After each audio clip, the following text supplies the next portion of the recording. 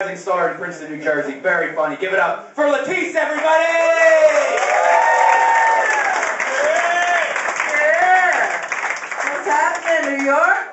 Good. Wow, a lot of people.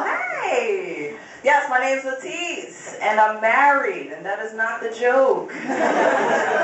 Although being married, sometimes you feel like the joke is on you, don't you? I look at myself sometimes and I'm like, really?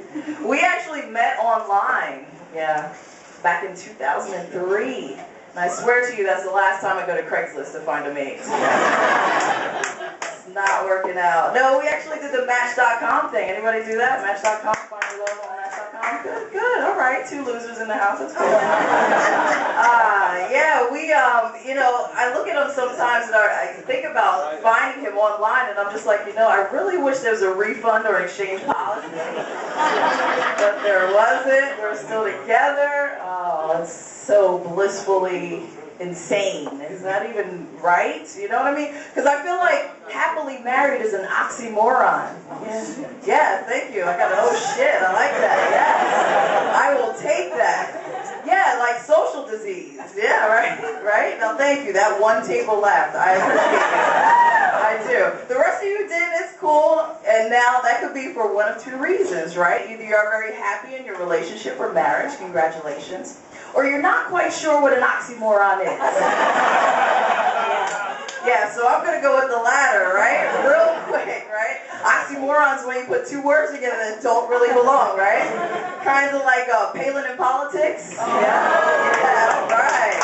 Or, yeah, thank you, I'll take that, thank you. Or Ryan Seacrest in straight, yeah. Or Wendy Williams in female. Yes. Yes. How you doing? I hate Wendy Williams. Oh my God. I hate her probably just about as much as I hate Flo, the Progressive Insurance lady. I don't like her. She's suspect to me, right? She's suspect. Like, I don't like her or her tricked out name tag. It's just not working out for me and Flo. But it's interesting being married. And I live in South Jersey, in white suburbia, so I'm quite comfortable here. Very familiar with that. And I actually live on a cul-de-sac. And you know, you can only find a cul-de-sac in the suburbs, right? You know that, right? You cannot find a cul-de-sac in the hood, you know that, right? Unless you know Shaniqua, who actually named her daughter Cul-de-sac. Right. But I live on a cul-de-sac. I love my neighborhood. It's a nice little quaint town. And see, quaint is like, you know, that's the code word. That's what y'all white people use for no black people there. Quaint, right? But I love it. I love living on the cul-de-sac, but what I've realized is that it actually means white neighborhood with no way out. Right. And it's basically a metaphor for my marriage because I'm married to a white guy too. Yes. Doom and gloom all over. No, I love my husband, but it's funny, and I'll tell you how he got me. You know how he got me? Now, check this out. My husband is Icelandic and Czechoslovakian, okay? Parents right off the boat, right? Thank you. I got the whitest white man that I could possibly find.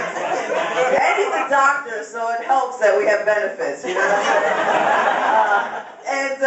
It was very interesting because the things that ran through my mind, you know, I grew up very diverse area. When I say diverse, I was the only black person there. So it's very diverse. But how he really got me was me knowing that none of his ancestors owned any of mine. Right, so that's how he got me.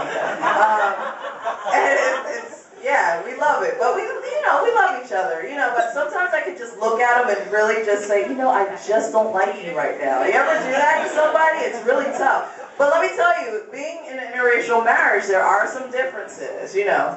Like, we had a fight coming into the city. Like, we live in South Jersey and we come into the city. Of course, I take the Lincoln Tunnel. We won't even get it today, you know.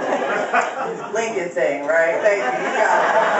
One dude, he's like, yeah, yeah, I got it, yeah. But I like riding the subway because I'm trying to learn the city and I like to come up here. He wants to take a taxi. You know, he's all high sedity and shit. I'm like, so you know what he actually said to me? me, right? He goes, why do you like taking the subway so much? You know, and then I'm like, because it's fun, you figure out where you're going. He's like, you know what, it might have something to do with that Underground Railroad shit. Yeah, you believe that shit, right? And I'm like, you know what, maybe Harriet Tubman was a relative of mine.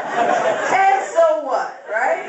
Oh man, but we fight about stupid stuff, you know what I'm saying? But then, you know, we love each other and it's all good and shit like that. Great.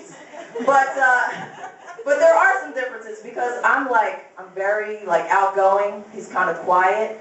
So I asked him the other day, you know, babe, let's sit down, let's talk, right? So let's spice it up a little bit. We've been together almost 9 years. So I'm like, let's do some swinging. Yeah, maybe like a threesome. Yeah, right? No, he shut it down. He's like, absolutely not. I cannot imagine another man touching my wife. I'm like, really? Because I imagine other men touching me all the time. All the time, right? And I'm like, babe, with the threesome, let's clarify. It was going to be me and 2 other guys. You weren't even going to be in the room.